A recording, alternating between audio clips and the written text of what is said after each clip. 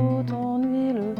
Tiens ma lampe allumée jusqu'à ton domicile. Toi seul peux me guider.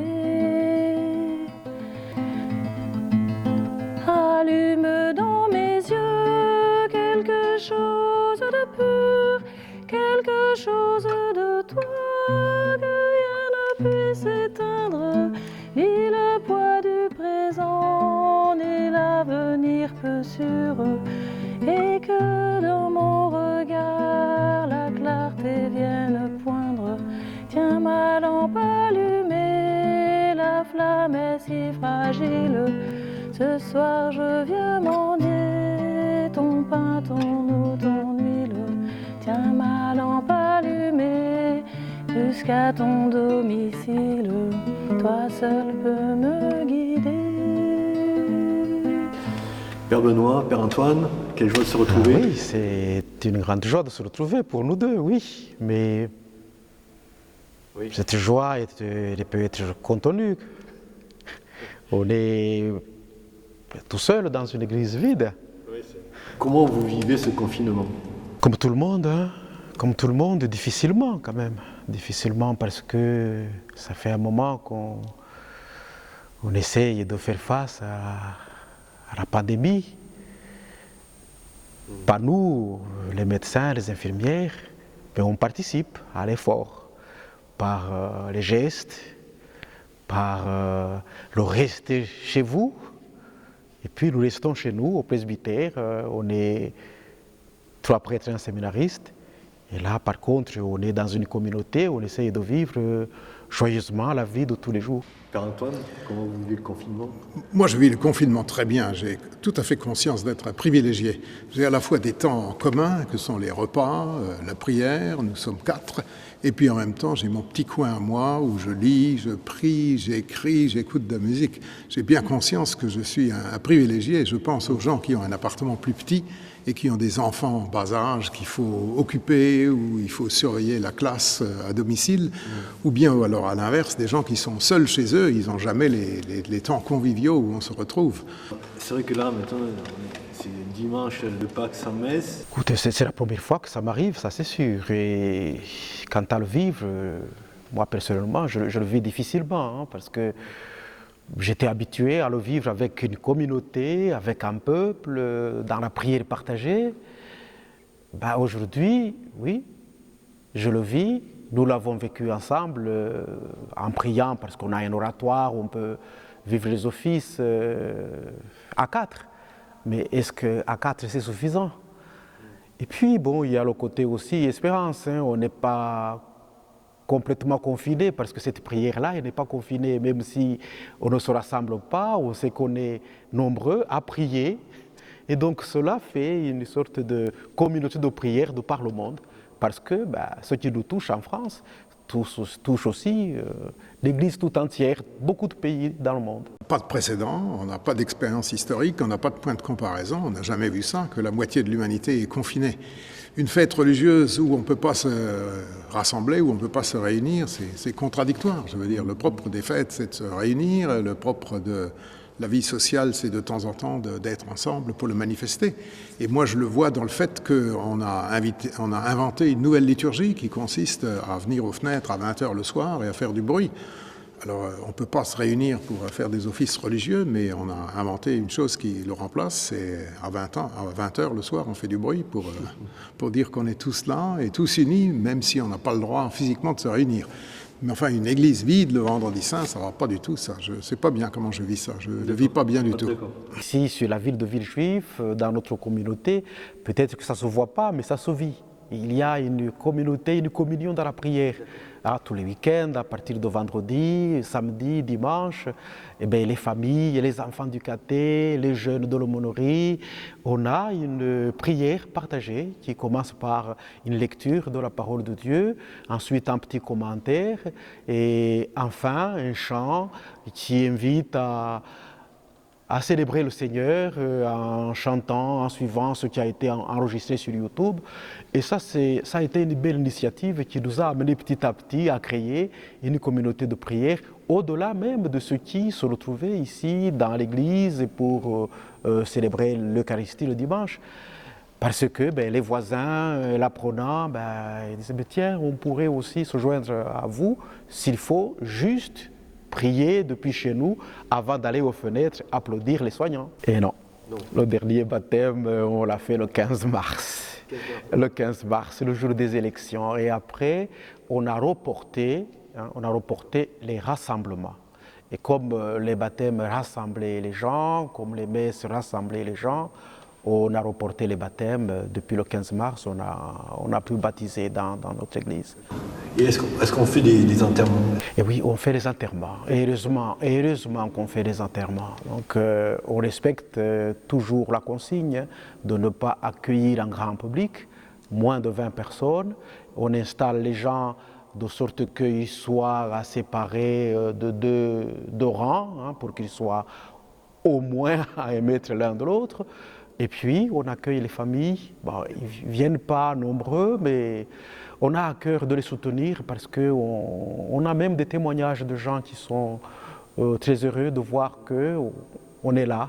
Et hier, j'en ai fait, avant-hier aussi. Je pense que le Père Antoine en a fait aussi hier. Mardi, j'en avais fait. Donc, les gens continuent de venir, mais 3 personnes avec un cercueil, et puis nous on est là pour les soutenir, pour prier et pour proclamer la parole de Dieu et notre foi en la résurrection.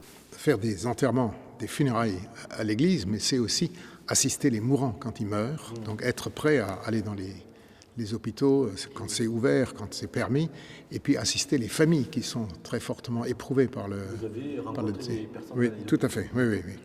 Quand on peut rentrer, ça dépend, la réglementation dépend des différents hôpitaux, mais on peut rentrer dans les hôpitaux, une personne, pas plus évidemment, brièvement. Donc il ne s'agit pas d'introduire le virus dans les hôpitaux, là où il ne s'y trouve pas, mais il y a la question d'assister les mourants, d'assister les familles qui sont souvent très éprouvées par le fait qu'elles viennent de perdre quelqu'un. De perdre quelqu'un, pas forcément du coronavirus, parce qu'il ne faut pas oublier que les autres maladies continuent aussi, il y a des gens qui meurent d'autres choses, et donc là il faut assister les familles, oui, tout à fait. Petit à petit, nous allons être déconfinés et que peut-être à la veillée de Pentecôte, nous pourrions baptiser les adultes qui devaient l'être la nuit de Pâques. Et puis les confirmations pourraient se faire à la Pentecôte et puis le dimanche suivant à la fête de la Sainte Trinité. Mais cela dépend aussi du rythme, du déconfinement, de comment nous allons nous remettre à vivre dans la vie normale. On n'est pas pressé, le Seigneur, lui, il ne va pas changer, Par contre, c'est vrai que les catéchumènes, qui sont des gens adultes, bien sûr, dans la vie, mais qui, dans la foi, sont encore jeunes, ont besoin d'un peu plus d'assistance, d'un peu plus d'attention de notre part, de votre part, de la part des baptisés aujourd'hui, pour les soutenir, parce que je pense qu'ils sont beaucoup plus frappés d'étonnement, et puis peut-être ils pourraient aussi être un peu désemparés, parce que ils attendaient quelque chose de fort, et cela n'est pas arrivé. Cette année, cette Pâques 2020 est un peu spéciale. Qu'avez-vous découvert du mystère de Pâques que vous aviez ignoré ou méconnu jusqu'à ce jour? Peut-être que jusqu'à ce jour, je voyais Pâques comme la fête brillante de lumière, et j'oubliais le côté traversé de la douleur, traversé de la souffrance. Et dans la traversée de la souffrance, il y a quelque chose qui ne se fait pas, en tout cas quand on regarde, qu'on écoute la parole de Dieu, la manière dont Jésus a traversé sa passion. Il y a des épisodes, il y a une souffrance qui est marquée, et ça peut-être que Pâques, sur Pâques, je focalisais sur, la nuit de Pâques, les baptêmes, comme tu disais tout à l'heure, Fabrice, et puis j'oubliais cette difficulté dans la traversée. Je pense que j'oubliais aussi que dans cet événement de Pâques, qui marque le passage de la mort à la vie, Jésus ne traverse pas seul. Il y a des aides peut-être timides, hein, les femmes qui regardent de loin, Saint-Pierre qui va venir se chauffer, qui va nier, qui va pleurer même, mais quand même qui est là. Et là, avec le confinement, je me suis rendu compte que oui, ma foi, elle peut être forte, ma foi en la résurrection, elle peut être solide, mais elle a besoin de la foi des autres. C'est ça que j'appelle ces aides qui aident le Seigneur à traverser. Ma foi, pour être solide, elle a besoin de la foi des autres, quelle qu'elle soit. Je ne suis pas arrivé au bout de la Pâque 2020, je ne sais pas bien tout ce que j'aurais découvert, mais ce que je suis en train de pressentir quand même actuellement, c'est que Pâques, c'est pas seulement offrir le pain et le vin, célébrer ensemble pour les chrétiens, mais c'est offrir les souffrances et les angoisses du peuple à Dieu et offrir les joies, les solidarités, les efforts. Et que le rôle des chrétiens en général, le rôle du prêtre en particulier, quand il célèbre, c'est l'offrande. L'offrande de la messe, c'est offrir les difficultés, les angoisses, les solidarités, les gestes, les joies de tout le monde, pas seulement des chrétiens. Et donc cette espèce de dimension universelle de l'Eucharistie au sens propre du terme, c'est-à-dire d'offrir cela à Dieu, eh bien, je dois dire que, oui, Pâques 2020 me donne l'occasion de le pressentir et de le vivre, et que c'est peut-être moins évident en d'autres circonstances où ce qui est plus évident, c'est de voir les chrétiens rassemblés, quoi, et de célébrer pour les chrétiens, tandis que là, on sent qu'on célèbre pour l'humanité entière. D'accord, merci. Père Benoît, qu'est-ce qui est pour vous le plus difficile à vivre en fait, dans ce temps de confinement? C'est vraiment l'absence de la communauté, parce que là aussi, en regardant un peu ma vie de prêtre, je me rends compte, et de plus en plus, que j'ai été ordonné prêtre, certes, parce que j'ai été appelé, hein, j'ai suivi une voie qui m'a appelé à devenir prêtre, j'ai parcouru un chemin, mais j'ai été aussi appelé à être prêtre pour les autres, pour le peuple de Dieu. Alors, pour moi, le plus difficile en ce moment, c'est ce manque de communauté. Oui, je peux prier, je priais même avant tout seul, mais cette prière venait rencontrer celle des autres. Nous nous mettions à l'écoute de la parole de Dieu ensemble, et cela me manque, tout simplement.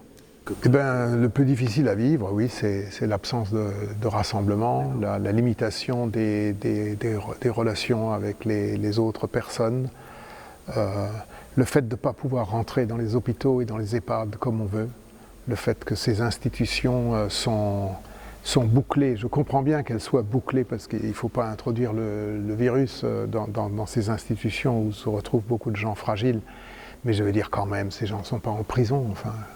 C'est quand même quelque chose qu'on ne puisse pas rentrer comme on veut, c'est exceptionnel qu'on puisse rentrer. Et là, ça me manque beaucoup, parce que, qu'est-ce que vous voulez, être prêtre, c'est un métier de relation. On est toujours en train de parler avec d'autres, ou d'accueillir d'autres, ou d'écrire pour d'autres. Et là, on est confiné, c'est le cas de le dire, c'est-à-dire on est isolé. Alors le fait que moi je sois isolé, c'est pas très grave, mais le fait que je sois isolé, ça me rend plus conscient qu'il y en a d'autres qui sont bien plus isolés que ça, qui sont vraiment coupés de tout. Et ça, je trouve que c'est un peu dramatique dans cette année 2020. Très bien. Et à l'inverse, je voudrais aussi vous poser la question, qu'est-ce qui est le plus réconfortant? Le plus réconfortant, c'est que les gens, ils ont le temps de se poser des questions sur qu'est-ce que c'est l'essentiel.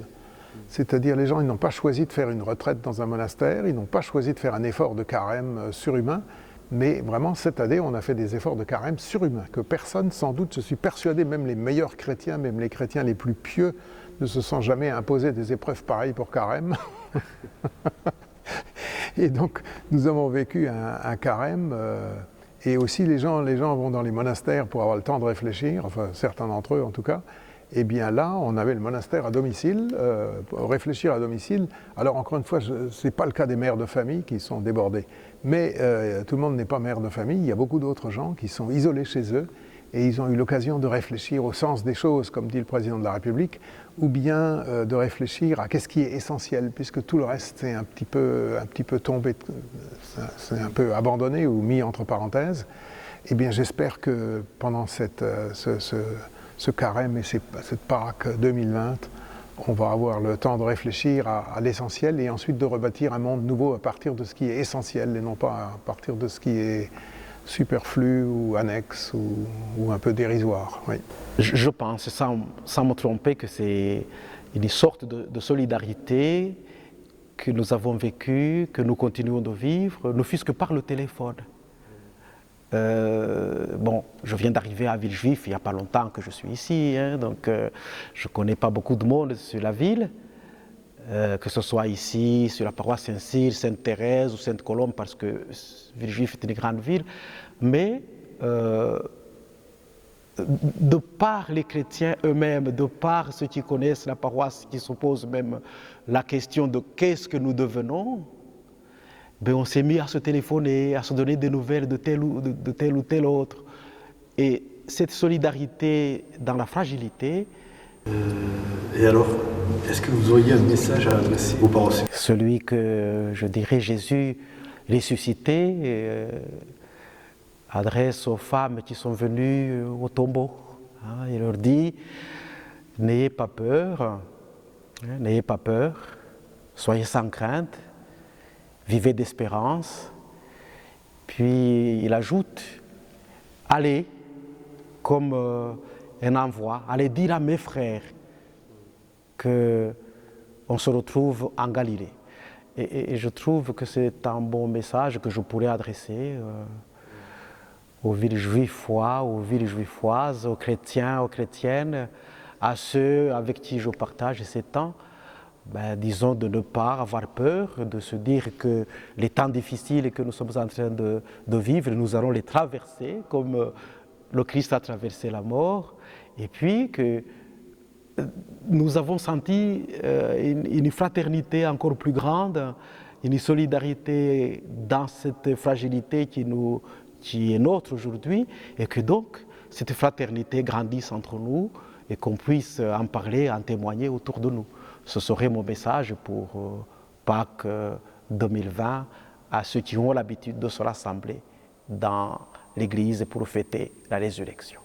Est-ce que vous auriez un message à adresser aux Villejuifois et aux paroissiens? Je dirais un peu comme Benoît, je dirais un peu n'ayez pas peur, parce que bon, il y a des gens qui n'ont pas peur, mais beaucoup de gens ont peur quand même. Il y a des gens qui ont peur à juste titre, il y a des gens qui sont malades et qui ont peur que le corona, ça puisse être l'élément aggravant de leur maladie et que donc pour eux ça veut dire éventuellement la mort.